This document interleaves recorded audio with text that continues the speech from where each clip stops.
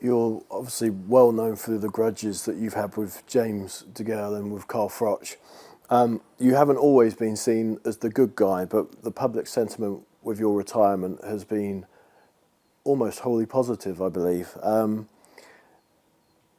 Is that a way that you've manipulated the audience over the years, which you would admit to having done? You've played the roles that you've needed to play, haven't you? Yeah, I mean, I'll. The first objective is to get a reaction out of the opponent, and the fact that usually escalates into making the fight a bigger attraction is a byproduct of that. Nothing in my career has been staged, so I don't flip tables to sell tickets.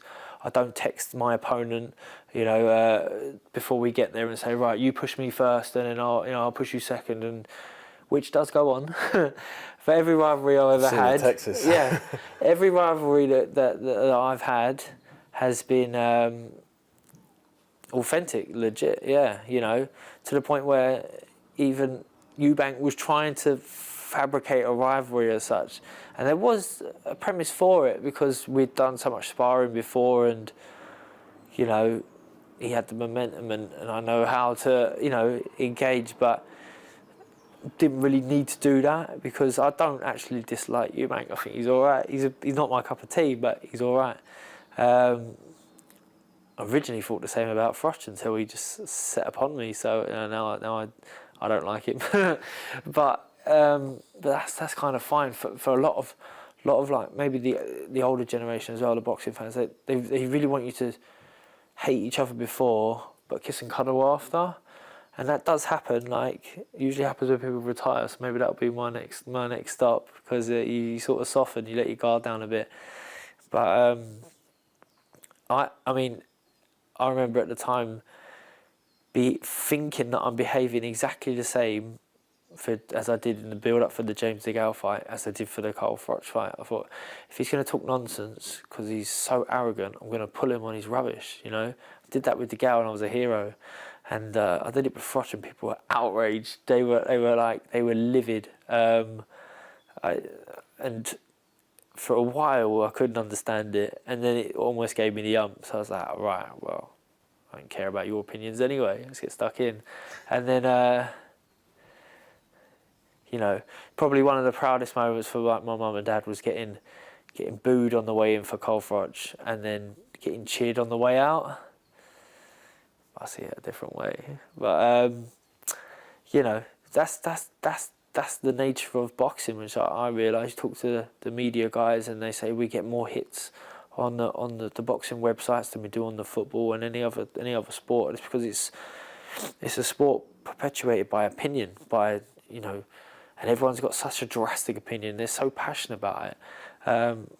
It's literally the religion of sport, where you don't have fixture lists, you don't have the Premier League, you don't have this, you don't have that. You have one-off ad hoc fights that, where you catch people at different stages of their career, different prep, different problems at home, different this, different that, and it usually puts together strange outcomes.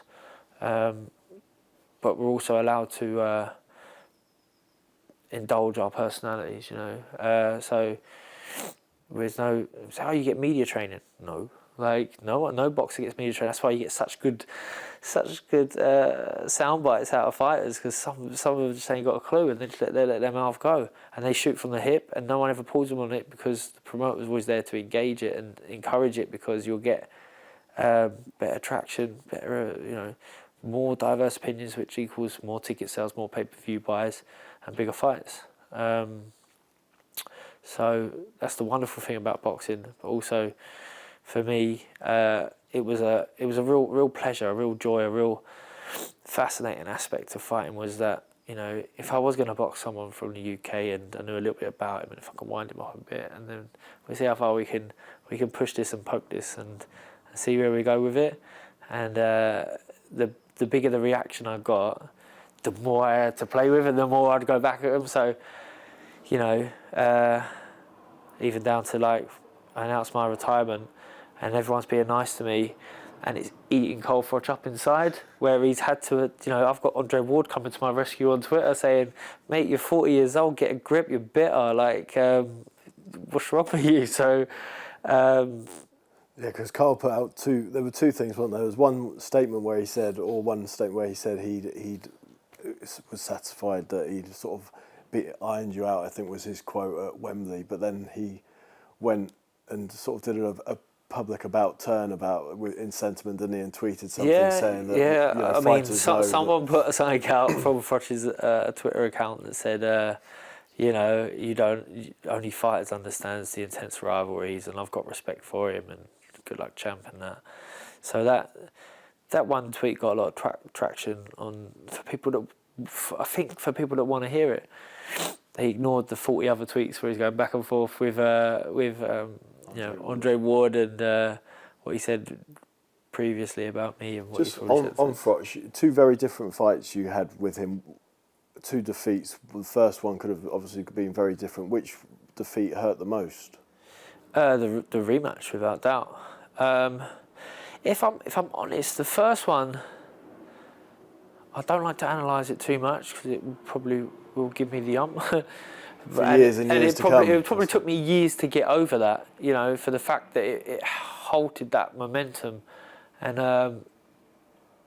it took me till Chudinov to recover in terms of the momentum that I had going into that fight, but it didn't really feel like a loss, and even now, it don't really feel like a loss, because it's just overall we had two fights, and I'd like to think that the first fight feels like a no contest. I should have won, but I didn't get it. Whatever. And the second one, I lost, and it was my fault. And there's that was far more difficult to deal and contend with. Was that Froch obviously gets slated now for the repetition and saying having fought in front of 80,000 people in Wembley. What does it feel like to be with the knowledge that you were the guy in the other corner that he's always referring to? Yeah, I mean, that's fine. I mean, he's he finished his career, defending his belts, in a stadium. He made an awful lot of money, and he couldn't have gone out in a better way. So full credit to him. I mean, that's every fighter's dream. I mean, that's what we'd all love to do. Certainly can't take it away from him.